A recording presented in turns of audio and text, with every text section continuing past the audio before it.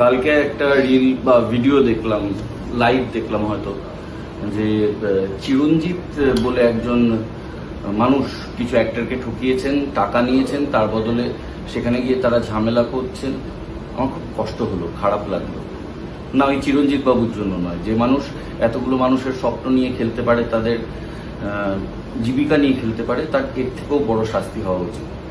আসলে আমার কষ্ট হলো, দেখুন আমি স্বীকার করি বা না করি, আমি তো বিজয়গড়ের ছেলে, টালিগঞ্জের অনেকটা কাছে, এবং আমার যেহেতু নাটকের ব্যাকগ্রাউন্ড, বাবা নাটক করতেন, আমি অন্তত ইন্ডাস্ট্রি বিষয়ে অনেক কিছু জানতাম।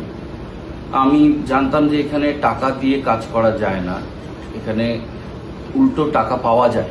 হয়তো 100 টাকা দেবে প্রথম কাজে, খুব কম দেবে, হয়তো যাতায়াত ভাড়াটুকু দেবে, কিন্তু টাকা নেবে না কেউ, টাকা দেবে।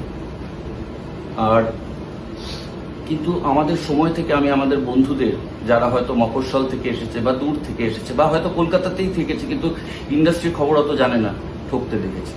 তখন সোশ্যাল মিডিয়া ছিল না, কিন্তু ঠকানোর রাস্তা অনেক ছিল। তখন এখন যেটা উত্তম কুমার মেট্রো স্টেশন, তখন টালিগঞ্জ মেট্রো স্টেশন নাম ছিল। তার বাইরে যে কত ঢপের ছবি তৈরি হতো মিথ্যে মিথ্যে কথা দিয়ে, কত ছেলে মেয়েকে ওখানে জমা করে কত লোক ঠকাতো। আর সেই যুগটা এখন ফেসবুকের মধ্যে দিয়ে বা সোশ্যাল মিডিয়ার মধ্যে দিয়ে লোক ঠকানো শুরু হয়েছে। আমি আপনাদের বলতে চাই, কাউকে টাকা দেবেন না। এই ইন্ডাস্ট্রিতে টাকা দিয়ে কাজ করতে হয় না, টাকা পাওয়া যায়।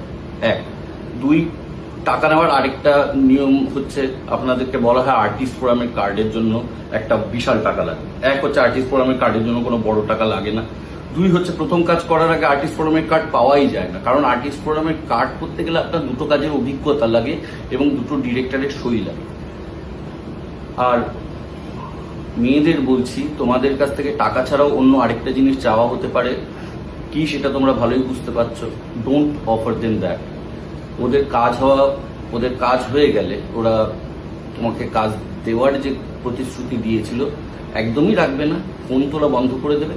আর দ্বিতীয়ত, তুমি যদি কম্প্রোমাইজ অফার করতে থাকো, তুমি তোমার জেন্ডারের জন্য লড়াইটা কঠিন করে দিচ্ছ, কারণ তুমি উদাহরণ তৈরি করছো মার্কেটে যে এভাবেও কাজ পাওয়া যায়। সো যদি সত্যিকারের ফেমিনিস্ট হও, নিজের জেন্ডারের জন্য লড়াই সহজ না করতে পারো, কঠিন করো না। এনাফ জ্ঞান ফর টুডে। এটাই। যারা মিডিয়ায় কাজ করতে চান, এটা তাদের জন্য খুবই গুরুত্বপূর্ণ একটা ভিডিও, খুবই গুরুত্বপূর্ণ, মোস্ট ইম্পর্ট্যান্ট ভিডিও এটা। এই ভিডিওটা নাকি ডিলিট করে দেওয়া হয়েছে যতটুকু আমি শুনেছি। তো ভালো লাগলে লাইক করেন, শেয়ার করেন, সাবস্ক্রাইব করেন এবং অন্যদেরকেও সচেতন করেন। ধন্যবাদ।